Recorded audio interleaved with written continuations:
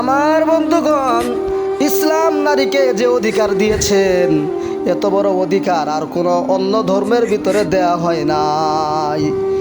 ইসলাম নারীদেরকে বলা হয়েছে তোমরা গৃহ থাকবে, ঘরের মধ্যে আসবাবপত্র গুছিয়ে রাখবে, স্বামীর খেদমত করবে।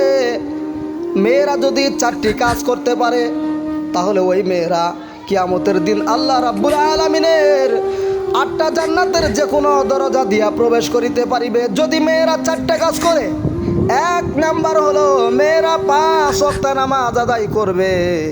2 নাম্বার হলো নারীরা রমজানুল মুবারক মাসে রোজা রাখবে। 3 নাম্বার স্বামীর হেফাজত করবে, খেদমত করবে। 4 নাম্বার সতীত্বের হেফাজত করবে। এই 4টি কাজ যদি কোনো নারীরা সকাল সন্ধ্যায় নিয়মিত করে যেতে পারে, কিয়ামতের দিন নারীরা সফলতা অর্জন করতে পারবে। আমার বন্ধুগণ, নারীরা পর্দায় থাকবে। আল্লাহ পাক বলেছেন পবিত্র কুরআনুল কারিমে অসংখ্য জায়গায় নারীদের পর্দার কথা আল্লাহ রাব্বুল আলামিন বলেছেন। বিশেষ করে মুসা আলাইহিস সালাতু ওয়াস সালামের নাম কোরআনের মধ্যে এসেছে 125 বার। ওনার বিবিগণের নাম কোরআনের মধ্যে নাই। ইব্রাহিম আলাইহিস সালামের নাম এসেছে কোরআনের মধ্যে অসংখ্যবার, কিন্তু হাজারা সাহারার নাম নাই।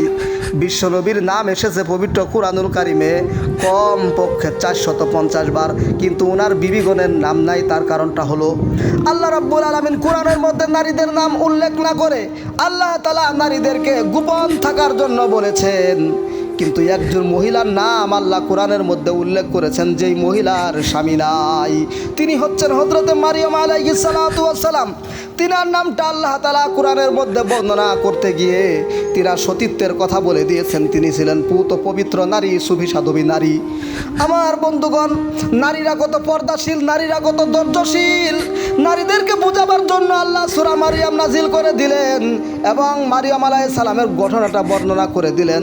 কিন্তু সেই মহিলার নাম উল্লেখ করেছেন আল্লাহ, তিনি সতীত্বের পরীক্ষা দিয়েছেন, তার কোনো বিবাহ হয় নাই। তার পেটে থেকে জন্মগ্রহণ করেছিলেন হযরত ঈসা আলাইহিস সালাতু ওয়াস সালাম।